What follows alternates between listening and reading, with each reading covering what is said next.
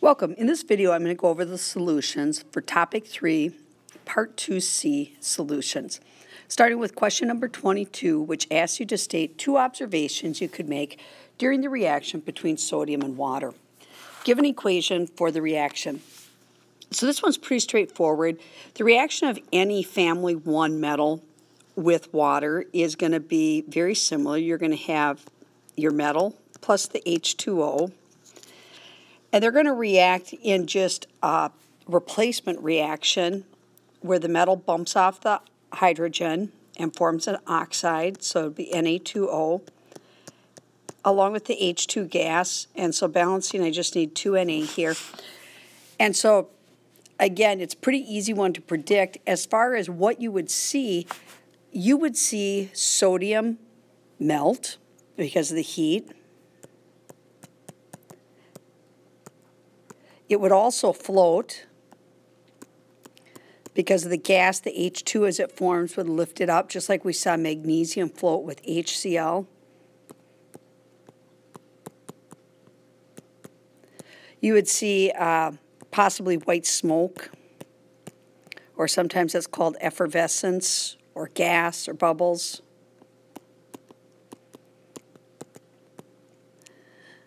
Those would all be things I would expect to see when sodium and water mix. And then if they ask you to compare and contrast, say, sodium and potassium or lithium and sodium, what you should realize is as you go down family 1, the reaction becomes more violent. So eventually you would actually have a flame with it. Number 23, which property increases down group 1 from lithium to cesium? Electronegativity and first ionization energy go hand in hand, and they're both going to decrease as your atoms get larger and looser. Chemical reactivity increases, as we just talked about, and melting point actually decreases because, again, you've got these larger, looser atoms, so with the metallic bonding, it is harder to hold on to the larger, looser atoms. So melting point also decreases. Number 24, how do the reactivities of the alkali metals and the halogens vary down the group? So the reactivity of the alkali metals increase down the group because larger is looser, and metals are all about losing electrons. Whereas down the halogen group, it decreases down because upper right is the tiny tight. And nonmetals are all about taking the electrons. So they have just the opposite trend, with our most reactive nonmetal being fluorine in the upper right and the most reactive metal being francium in the lower left. Number 25, which property of the halogens increases from fluorine to iodine? So as you go down, ionic charge, though that'd be the same because they all have 7 valence electrons. B, electronegativity, that actually decreases as they get bigger. Melting point of the element, this one actually increases because even though there's the same number of valence electrons, there's more electrons overall. And more electrons in a covalent bond allows for more temporary dipoles because it's all about electrons being temporarily displaced or out of place. And D, chemical reactivity with metals, that would go hand in hand with the electronegativity or the size and would be greatest at the top and decrease going down. 26, which pair of elements reacts most readily? So I've really got the choice between lithium and potassium for my metals, and bromine and chlorine for my nonmetals. So as far as the metals, I want the larger, looser metal between lithium and potassium. So that would be potassium being larger and more reactive. And between chlorine and bromine, chlorine is going to be the smaller. So my most reactive should be D, my largest metal and smallest nonmetal. 27, Chlorine is a greenish yellow gas, bromine's dark red liquid, and iodine is a dark gray solid. Identify the property which most directly causes these differences in volatility. So the key here is that you understand what volatility means. Volatility has nothing to do with the color. It's only the state, how easily it becomes a gas. So really what they're asking about is boiling point. Why is it easier for the smaller halogens to be a gas and harder for the larger halogens to be a gas? And that's because as you go down, you have this weak nonpolar covalent bond, but you have more energy levels with more electrons, meaning more dispersion forces, more temporary dipoles. So D, it's the number of electrons in the halogen model, not just the number in the outer energy level, and nothing to do with the halogen-halogen bond, because that's holding the molecule together, not holding neighboring molecules together. 28, a paper published in April 2010 and others claims the synthesis of an isotope of a new element, atomic number 117, and then I see the mass number up there, 293. Which of the following statements is correct? The nucleus has a relative charge of plus 117. That would be correct because 117 is its atomic number, meaning the number of protons. A mass number of 117? No, that would be the 293. 262 neutrons? No, that would be the difference between 293 and 117. Or D, the atomic number is 293 minus 117, and no, that would be the number of neutrons. So only A is stated correctly. 29, an oxide of a period 3 element is solid at room temperature and forms a basic oxide. Identify the element. So what you have to remember is bases have OH, or the negative ion, so they tend to form with positive metals, whereas acids have H plus and tend to form with the negative nonmetals. So I'm looking for a metal, which eliminates D and C, and then the question is whether it be magnesium or aluminum. And aluminum, because it's along that metalloid line, it actually is not going to form the basic oxide because it will tend to dissolve. It won't dissolve in water like the magnesium will, so it won't tend to form a base, and it's actually considered amphoteric. So I go with the most metallic of my choices, or A, Mg. Number 30, which pair of elements has the most similar chemical properties? So I'm looking for two that are in the same family. So as I scroll down, I see that N and P, nitrogen and phosphorus, are in the same family, not the same period. So B, they should be the most similar. 31, identify the oxide which forms an acidic solution. So again, I'm looking for a nonmetal here, and a nonmetal with the oxygen. So Na is out, Mg is out. SiO2 and SO3 are both possibilities. SiO2 forms a giant covalent structure, so is not readily soluble in water, just like aluminum doesn't tend to form soluble oxides. So D, SO3, is going to be my best choice. So basically, if you don't even remember the reason why, just know that when you get to the elements near the metalloid line, if you have a choice between two nonmetals, take the one further to the right. If you have a choice between two metals, take the one further to the left because they'll exhibit more of the true metallic and nonmetallic characteristics. Number 32, use the data below to identify the state of the 4 oxides listed. And one thing you have to pay attention to is you've got your melting point. So at the melting point, it would go from solid to liquid, and at the boiling point, it would go from liquid to gas. But this is given in Kelvin. So you have to remember there's a difference of 273 when you're looking at these actual temperatures. So when I'm thinking about room temperature, if room temperature is around 25 degrees and I add 273 to it, I'm looking at around 298 as being room temperature. So MgO, those are way beyond room temperature, so MgO should be a solid. It's going to need a lot more heat to get it to a liquid or a gas. Same with SiO2, can be very firmly in the solid. But P4O10, 297 is putting it right between being a solid and a liquid, but not warm enough to be a gas. So I would expect P4O10 to be in the liquid state. 25 is along the cool side for room temp, so I think that's safe. And then SO2, 200 to 263, that should definitely be up in the gas range unless you're in a very cool room. Part B says, explain the difference in melting points by referring to the bonding and structure in each case. Well, for B, MgO, that's an ionic bond, and so that's got strong electrostatic forces of attraction between the positive and negative ions. The second one, SiO2, even though that's a covalent bond, it's what we call a giant covalent bond, and giant covalent bond have extremely high melting and boiling points for a covalent. I mean, right up there with the ionic ones.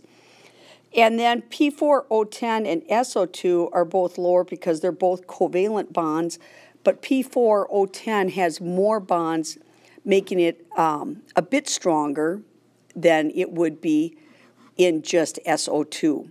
So SO2 is going to be the weakest because it's got just a covalent bond with the fewest number of bonds and electrons. P4O10, slightly stronger, but then MgO and Si2 are the very strong ones.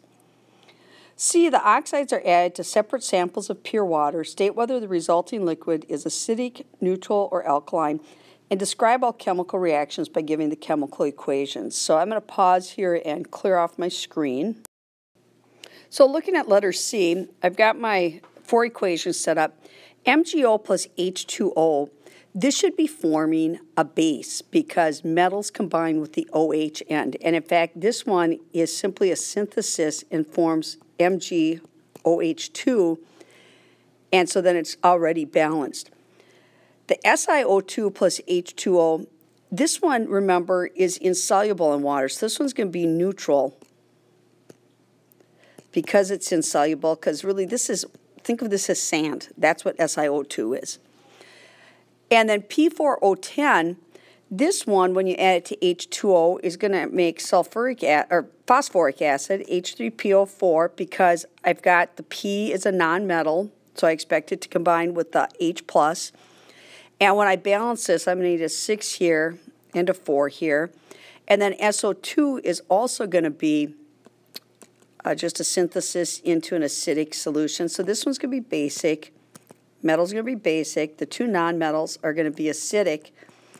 And again, the one near the metalloid line, the silicon, is going to be the wild card, and it's actually going to be insoluble with water. But each of these is just a synthesis reaction and then a matter of getting it balanced. But if you can't remember the equations, at least remember if they make a basic or acidic solution, because those should be easy marks for you. And then D, use chemical equations to describe the reactions of aluminum oxide with hydrochloric acid and sodium hydroxide. So I'll squeeze that up here. I've got Al2O3. And what this is supposed to illustrate for letter D, I've got Al2O3 reacting with HCl, and I'm going to have Al2O3 reacting with, was it NaOH? Yeah. So they're going to show the amphoteric properties of it. And again, if you can at least remember it's amphoteric. But these equations aren't real nice to remember, because with the first one, you end up with AlCl3. It's basically a replacement reaction, and H2O.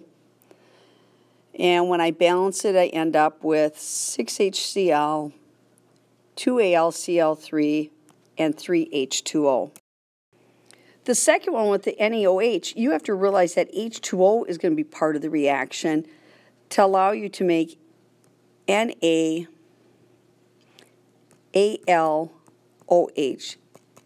4. And I don't know how they expect you to remember that equation, but the bigger issue here would be to remember that it's amphoteric. Aluminum can combine with an acid or a base. Aluminum oxides can, but more importantly, aluminum can combine with water to form either an acid or a base.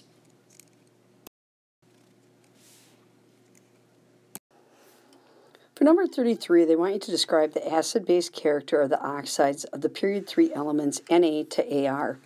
Now be careful because this one, they say to Ar, which is a little bit misleading or tricky. So if I start out with Na, I've got Na and Mg, which are both going to combine to form bases because they're positive, +1 and +2.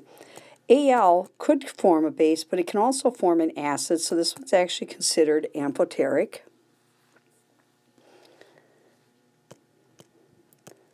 Depending on where you look, silicon is sometimes also considered amphoteric, but typically silicon to chlorine are considered acidic, the nonmetals.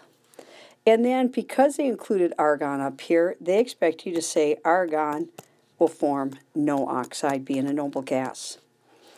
And then they want to know for sodium oxide, so Na2O, and for dioxide, silicon trioxide, they want to know the balanced equation to illustrate their acid-base character. So when you put them in water, Na2O will form 2NaOH,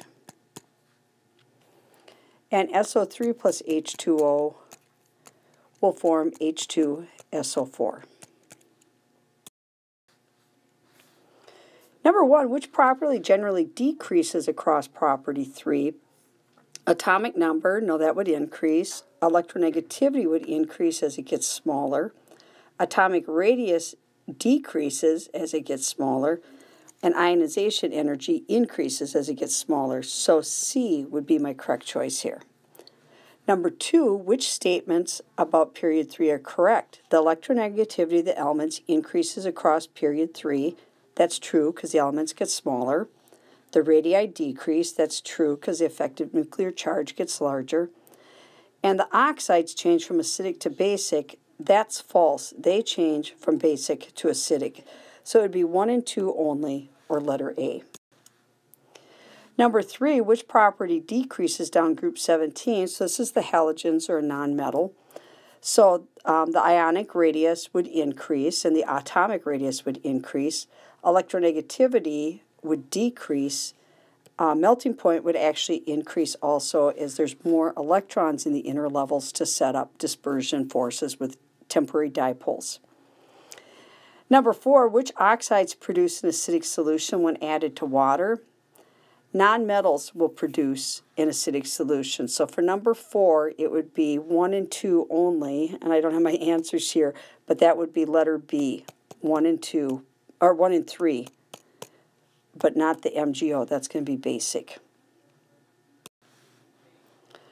Number 7, what are the products of the reaction between chlorine and water? So you have Cl2 plus H2O. And you can expect it to form an acidic solution. So a reasonable choice would seem to be HCl and HOCl. I wouldn't expect it to form the hydrogen or the oxygen gas, which is going to eliminate the other choices. So C would seem to be the best choice, knowing that it's going to form an acid.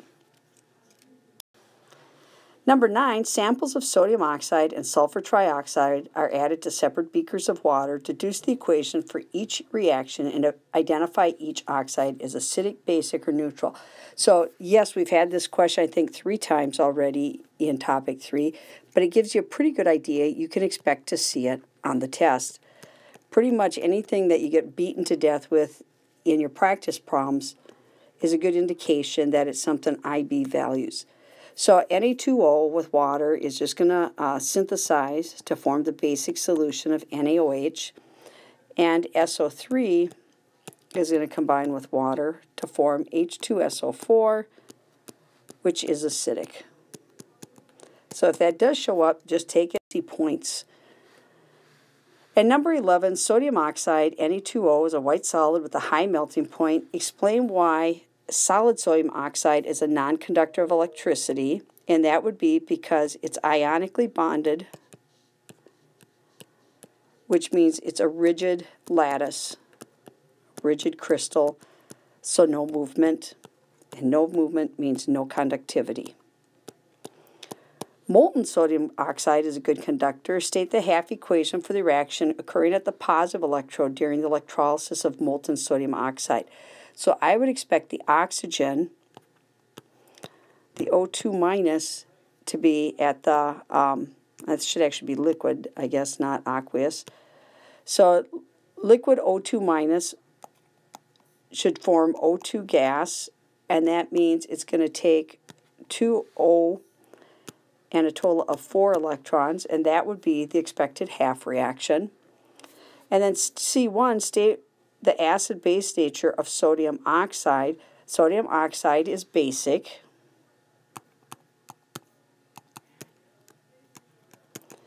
And C2, state the equation for the reaction of sodium oxide, I believe the 4th time now, with water, and it's still going to be 2NaOH.